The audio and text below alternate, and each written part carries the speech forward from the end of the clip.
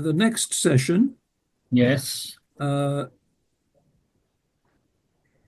Is with our friends from AWS. And I think I see them. I see Ron, Yeah. and I see Shalini. So allow me to introduce you, if I may. I know Ron pretty well. He's a very generous man, has given of his time to the Georgia Tech enterprise several times before. So the session here is titled Innovating with Generative AI, Powering Progress While Preserving Our Planet. And to address the manner in which AWS, Amazon Web Services, deal with the issue, we have two very trained, competent experts and leaders in the Amazon Web Services complex. The first is, if I may, in the order of presentation, Ron Heyman, who is the lead for customer solutions in the US strategic sales. Ron has a lifetime of experience, and I will not recount his biography because it's available in the booklet, printed booklet and booklet online. And then to also address the similar range of issue is Shalini Verma. She's a principal customer solutions manager, and with emphasis on high-tech electronics semiconductor vertical. 20 years of experience, MBA Finance, BS Mathematics, currently focusing among customers on the semiconductor industry or customers. And it's a pleasure to have you both. I believe, Shalini, you are in California. And Ron, Yes. correct me if I'm wrong, you are in Atlanta, greater Atlanta. I'm in New York today, but live in Atlanta. Oh, yes. I knew you wouldn't be here. Okay, so the floor is yours. We have, unfortunately, limited times to address these complex issues. We have about 30 minutes, give or take. So again, appreciative thanks for sharing your wisdom and your insights in this complex subject matter. Sounds good. Did you want me to share my screen? The presentation, did you want me to do that? You can do it, or I have it as well. Okay, if you can share, then I can just get it going. Okay. That would be better. Perfect. Okay, thanks for that kind words and great introduction. So I think we can skip over to the next slide. So I think John talked about my role, and Ron actually oversees many of our customers. But specifically, I've had the pleasure of working with customers in the high-tech, electronic, and semiconductor space. And these are the who's who of powering the Gen AI revolution, right? Whether they're providing GPUs or accelerators, or how data transfers at that high speed between the chips, and or like design tools, you name it, right? I have had the pleasure over the last 3.5 years working at Amazon, working with these customers. So on a daily basis, I'm able to see how we help them accelerate their innovation using AWS. But at the same time, I know these customers are very conscious around carbon footprint, because this is an industry. The chips, as you know, require high amounts of energy, high amounts of water, and they're very, they understand the challenges and complexity of, and they understand that they have to take steps towards lowering the carbon footprint for a brighter future. Actually, their partnership with Amazon has been amazing. In fact, we have our own point of view of sustainability. That's what I'm going to talk about. But overall, in this session, what we aim to cover is how our customers leverage AWS, which is Amazon Web Services, the cloud part of Amazon. How do they leverage AWS to fuel their innovation? At the same time, how AWS partners with our customers to make sure that while they're doing this level of innovation, specifically around AI, Gen AI, where there's so much of consumption of resources, how do we make sure that we help our customers to have that brighter and greener planet? So we'll start by talking about what is Amazon's point of view on sustainability. We'll talk a little bit about generative AI services and then the specific actions that we are taking to make sure these workloads, when they run in AWS, are going to help lower the carbon footprint of those workloads. So with that, I want to get started. Just letting you all know, where did our sustainability journey start? So back in 2019, Amazon co-founded the Climate Pledge along with Global Optimism. The point was there was one single goal, and the goal was to be net zero carbon by 2040, 10 years ahead of the Paris Agreement. And Amazon became the first signatory of this pledge. Amazon also realized that it cannot meet this goal by itself, and it leveraged the Climate Pledge as a platform where it invited other customers to come and join them, right? So that each one of them is taking such pledge, and collectively we are able to accelerate and find opportunities to decarbonize, our business operations or operations for our industry in such way that we can become net zero carbon by 2040. So if you can go to the next slide, very happy to share that today, Amazon stands with 500 plus signatories, and you can see they're all companies across the globe. Each one of them have taken a pledge to be net zero 2040 net zero carbon by 2040, which is 10 years of the Paris Agreement.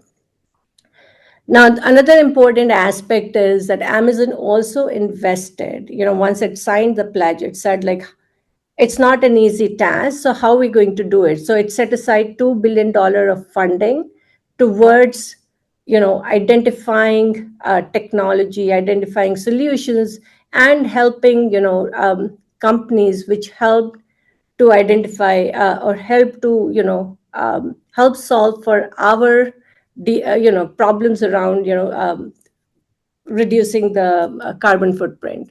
So if you go further down, we have achieved a lot since 2019, and this is some of the data from our report from 2023. You can see that when it comes to electricity consumed, which is a lot to do with scope 2 part of the carbon emissions, we are 100% electricity consumed. 100% of our electricity consumed is met by renewable energy. We are the number one corporate purchaser of renewable energy for the last 4 years. Having said that, you also see on the other side, so those are some of the great things we've done, but having said that, you also see on the other side that we are only 3% reduction in absolute carbon emissions, right? So there's still a long way to go, but we are constantly looking to invest into technologies. We're constantly looking into our operations, into our value chain, and identifying opportunities to decarbonize.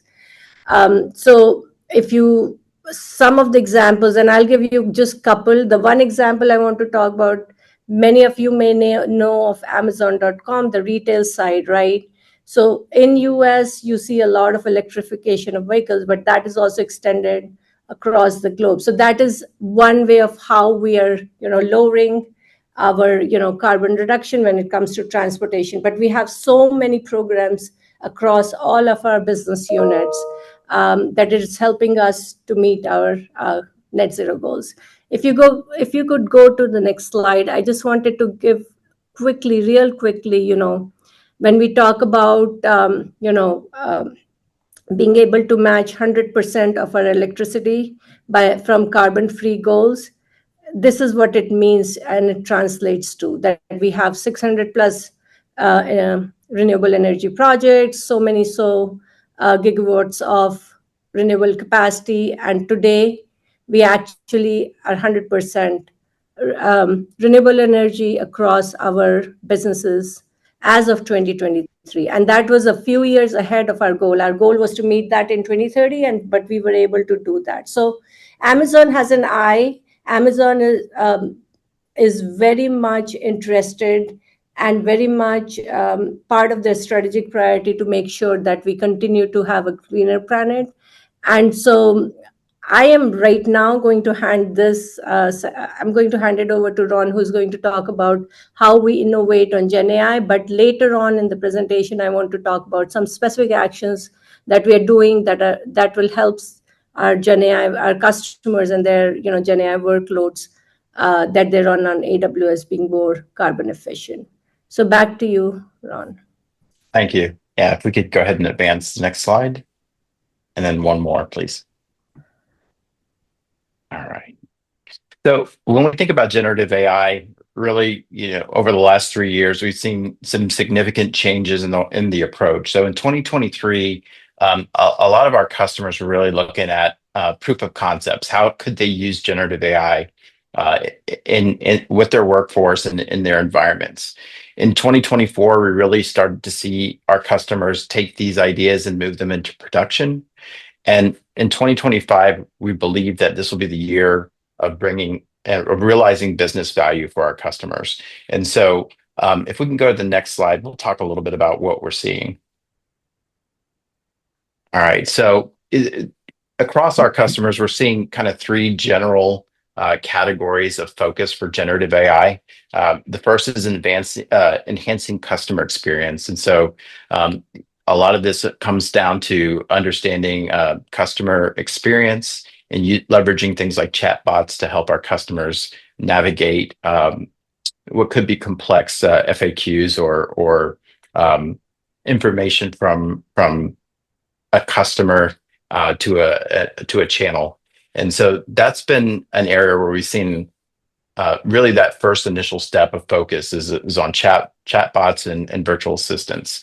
The other area we're seeing a lot of improvement is in boosting employee productivity. In the presentation, we'll talk a little bit about some of our focus on boosting employee productivity. But summarization is probably one of the key areas where you can take large volumes of information and quickly summarize down to the core information. I know that that's something that we use on a daily basis here at AWS, because we're an environment where we do a lot of writing. We don't do presentations internally. Most of our documentation, most of our presentations are 6-page narratives that we use with appendix items. And so being able to quickly summarize and use that information and use LLMs to help us, determine what the best parts of the data that we need is something that's really helping to innovate and to drive efficiency in our business. And then the last part is optimizing business processes. So this is everything from documenting processes to detecting fraud, and that's really kind of a key area where we're seeing customers adopt our technologies. Let's go to the next slide. And so when we think about investments, we talked about business productivity. Amazon has invested in Amazon Q for Business and Amazon Q for Developer. And these are 2 solutions that are really helping our customers find ways to find value in the data that they have and increase the productivity of workers. If you think about the development lifecycle and some of the mundane tasks that our developers are asked to do, like document code or to upgrade code from one version to another to reduce tech debt. These are things that Amazon Q for Developer is able to help automate for customers and reduce the time quite significantly for them. And so I think these are areas that we're going to see broad adoption in 2025, and we've seen it in 2024. The other area where we've invested quite a bit is in tools for building generative AI apps. And so Amazon Bedrock is the solution that we have for that. And we have, through Bedrock, over 100 models that our customers can choose from.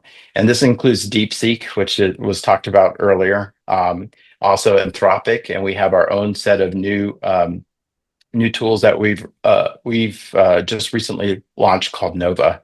That can be selected from Bedrock. We believe having choice is a really important because not one large language model is going to work for every solution. So being able to go and use Bedrock to identify what the right solution is for your generative AI apps is really important, and that's how we're doing that.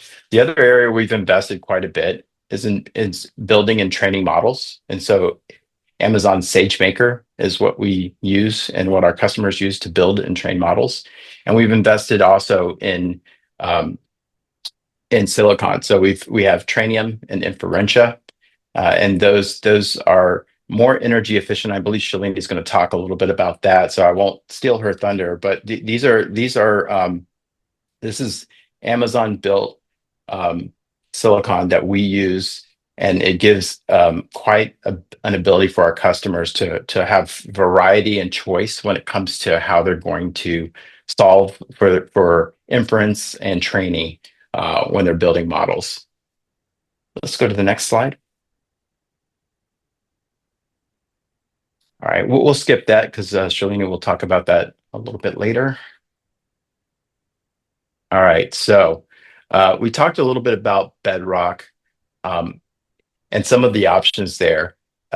One of the things that I talked about earlier was the choice of foundation models, and I think this is really key. We've invested in our own models, but also bringing a lot of customer choice to the models that you can pick, and then allowing customers to use that through an API.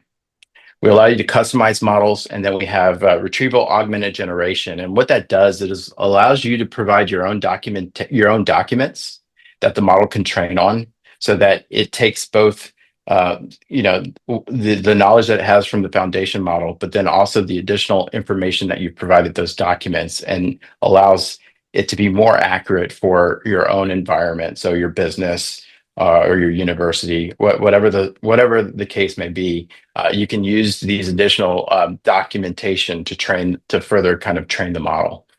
And then agents and agentic AI is something that you'll hear quite a bit about in 2025 that allows you to execute multiple steps. And agentic AI is going to be something that you'll hear quite a bit this year.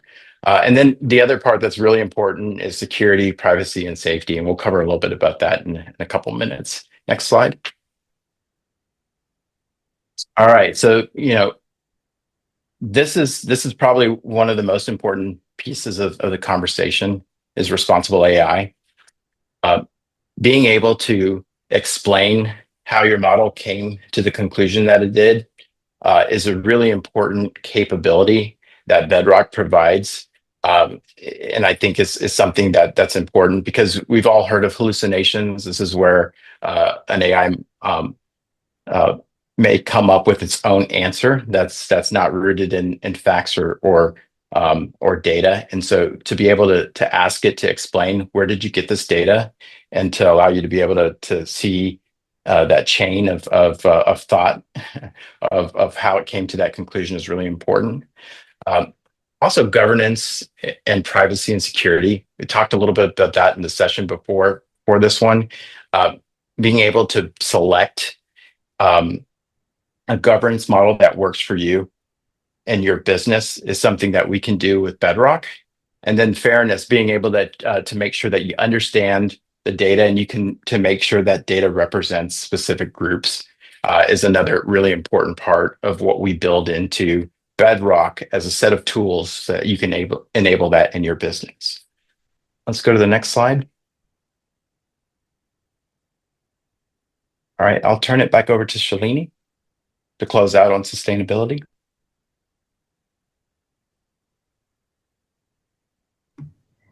Yeah, so I think now that we understand, right, like the various solutions that we provide to our customers with respect to generative AI and how they can then innovate, in ways that Ron described, we want to also take a step back and understand, okay, while we're doing this, how do we do it being a responsible citizen of the world? So as we scale our use of AI, it's important to also minimize the environmental footprint. At Amazon, like I shared, right, we have a commitment, we have a goal to be net zero carbon by 2040. So it is integral part of every strategic decision we make. So Amazon's and AWS. So I'm going to now talk specifically around AWS versus all of Amazon, right? Our approach is to increase that efficiency, whether it's like energy efficiency, water consumption, or how we're building our data centers, how we're designing our data centers in such way that we are able to serve our customers better. We are able to meet our goals around the net zero carbon, but also help our customers in achieving that goal and really towards this, future and better, planet that we talked about. So if you can just go to the next slide. Typically, when we look at sustainability at AWS, we think of it in three ways. What is the sustainability of our own cloud? And once our customers, they move their workloads into the cloud, how can they continuously optimize these workloads to even then further lower the carbon footprint of those workloads? And then we really think, and we have proven out with our customers that,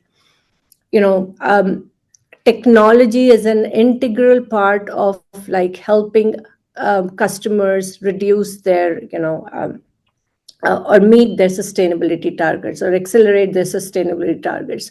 So really, we talk about the third pillar, which is sustainability through the cloud.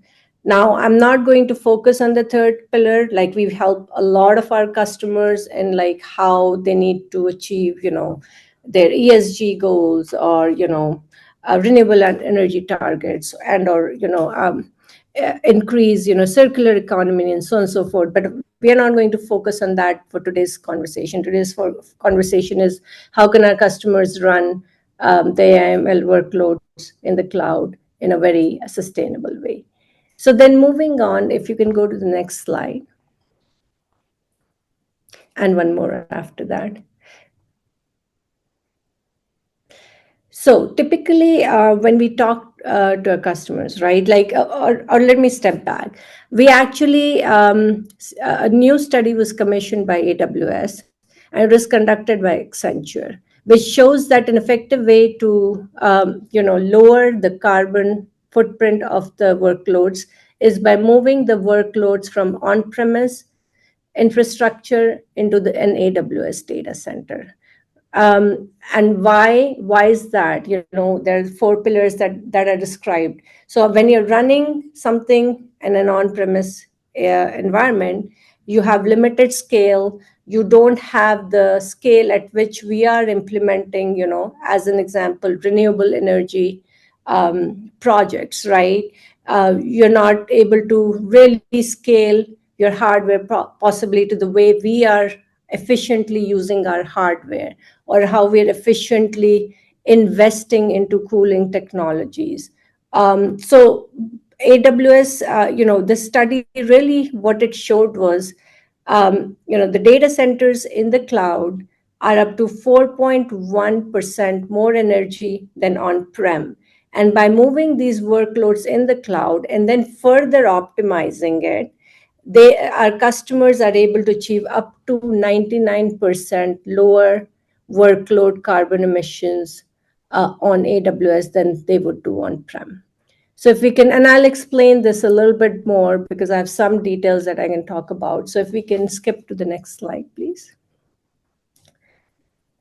I just mentioned like there is like our data centers are 4.1 times more energy efficient than on-premise. There's a study, there's a link on the bottom of the slide. You can read it. It talks about, the study conducted by 451 Research, and it talks about the breakdown of like, hey, data centers in US, their percent compared to on-prem in Brazil, APAC, and EMEA region. So I'm not going to repeat it, but there's a study, but that it's based off that research that's why we say that our data centers are 4 times more energy efficient. Now going to the next slide, please.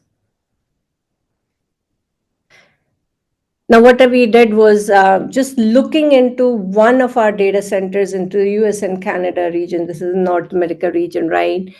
We're able to achieve 93% lower carbon emissions for compute heavy workloads.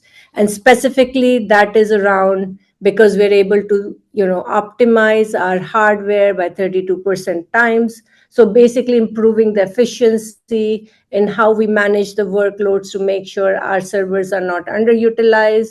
Then the technology we have implemented around power and cooling, that's efficiently increasing that efficiency by 31%. And then of course, we talked about carbon-free energy sources and all the being the largest purchaser. So that adds to that efficiency by 30%. So all of that helps to actually reduce and lower the carbon emissions for the compute heavy workloads in US. So if you go further down and maybe to the next slide, please. Yeah. And I think we can actually, let's just skip this slide and just go to the one after. Because this is really, I want to spend a few minutes and talk about it. It completely has a holistic picture around what we are doing in different areas. So specifically, I think it's important for us to understand that as AI workloads become more complex and data intensive, they now require new levels of performance from systems that complete millions of calculations every second, and requiring high levels of memory, high levels of storage, and networking infrastructure. So all of these components require energy as like a component. And right now, energy is almost like a limiting factor when you think about how you're going to run your AI workloads. So when we are on-prem, data centers struggle to keep pace due to the inherent limitations in driving scalability and energy efficiency that I talked about a little bit earlier. Whereas in AWS, we're continuously innovating to make cloud more efficient to run our customers' infrastructure and business. So specifically, when it comes to the data center improvements, one of the things that we have done is through engineering, right? Like how are we effectively distributing electricity in the data center? How are we implementing these cooling techniques? Those are some of the ways in which our data center operations are trying to find ways to reduce the carbon footprint. So AWS optimizes utilization to minimize idle capacity and continuously improve the efficiency of our infrastructure. So an example, is by innovating to improve evaporative media practices, we're able to reduce energy usage of associated cooling equipment by 20%. So this is in contrast to on-premise. Similarly, when we look at how we cool, right, how we do the cooling, we have now innovative ways in liquid cooling. So one of the things actually I found very fascinating was how we are using our environment to help us support. So apparently, to increase efficiency, AWS uses different cooling techniques, including free air cooling, depending on where you are in the world, depending on the weather. So we are actually using the environment to really help. This is all like everything, right? Like it's so fascinating to how we can leverage the environment without implementing, other sources to really cool down our data centers and the servers and so on and so forth. In fact, AWS latest data center design seamlessly integrates optimized air cooling solutions alongside liquid cooling capabilities for most powerful AI chipsets like the NVIDIA Grace Blackwell superchips. This flexible multimodal cooling design allows us to extract maximum performance and efficiency, whether running traditional workloads or the AI models. So all of this, if you see, that's how we are able to provide the 12% more compute power per site. Further, so I talked about electrical, I talked about cooling, increasing that efficiency.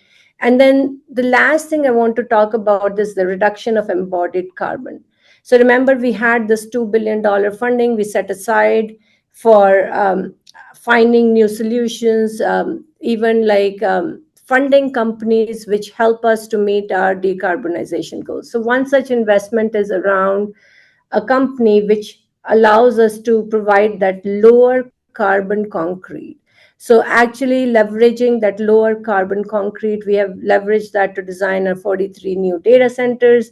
And as you can see on the screen, it helps to reduce embodied carbon in the concrete by 35%. So we're looking at data center design, we're looking at like how we're building, we're looking at like how we're powering and using electricity, looking to renewable energy sources, every possible ways to continue to improve our infrastructure, while also making sure we have like all these customer workloads, how can we efficiently distribute them to reduce their idle time. So if we can go to the next couple of slides, I think a couple more and then we should be done. So Ron touched on that, right? We have two accelerators, Inferentia and Trainium. Inferentia is for AI inferencing and Trainium is around the training of the new models. So these are built in such a way. So AWS has been very cognizant of the fact that we need to, every solution that we're providing to our customers energy efficient. So these both provide 60% less energy than comparable. So Graviton is another, general purpose compute. It provides 60% less energy than comparable Amazon server instances. Trainium 2 is 3 times more efficient than the previous generation Trainium 1. So overall, net, what we're trying to say, leveraging our custom built accelerators. These are designed by AWS. We are able to help our customers with much higher energy efficiencies as well as performance. So providing that choice to our customers, hey, here's another way that you can use and run your AI workloads to really lower that carbon footprint. If you can move to the next slide. Yeah, we are continuously, looking to see how can we embrace a more circular economy, how can we partner with our value chain to extend the life or how can we extend the life of our equipment, and how can we look at our value chain to really include more recyclable materials, to find more bio-based materials to really bring that infrastructure in AWS so that it helps not only us to meet our carbon goals, but also our customers. Next slide, please. I know we're running short on time, so moving fast. So yeah, I think pretty much that is what we wanted to talk about. We are doing a lot in the way we are designing our infrastructure, in the way we provide custom built silicon, as well as solutions.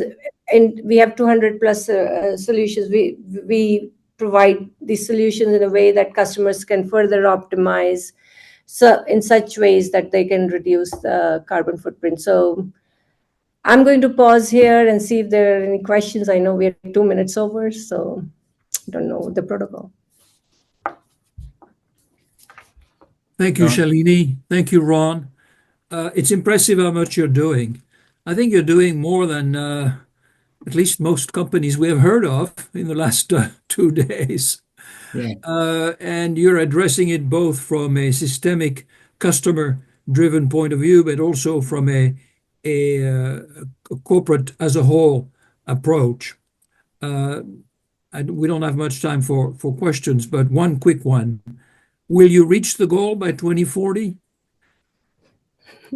Yeah, we absolutely intend to. Like I mentioned, we had a goal of being 100% run on renewable energy by 2030, and we were able to accelerate it to 2023. So we are showing progress to that. We have a goal of being water positive by 2030. We are already achieved at 41%. So we are very bullish on our goal, and I think we are very serious about it. Like I mentioned, right? Every time we talk about sustainability. I don't know, Ron, if you had anything else to mention. I'm just going to say that we have some of the smartest people in the world working on it. We're really partnering with our customers and our partner ecosystem, not only to help ourselves achieve that goal, but to help our customers achieve that goal. So I'm definitely bullish on our outlook. Definitely technologies like generative AI are once in a lifetime, and make us have to think about what else we'll need to do to both support that technology as well as meet our obligations around meeting our carbon goals. Well, you're a unique company because I don't think there is a single industry sector you do not touch in some way. Correct me if I'm wrong. And therefore, you have you have additional incentives to be responsive to the sustainability concerns of your customer, of your very large, diverse customer base. Yeah, that's right. And I think because we're a very innovation focused company, and a lot of that innovation goes into constantly working on behalf of our customers, it aligns nicely with goals like sustainability. Because it's things that our customers want. They want they want a nice planet to live on, and we want that as well, because there's that because that customer focus comes through, and kind of the innovation and the focused work that we do around sustainability. Very grateful to the both of you. Shalini in California and Ron today anyway in New York. Thank you. Thank you again. Thank All you. right, thanks. Bye.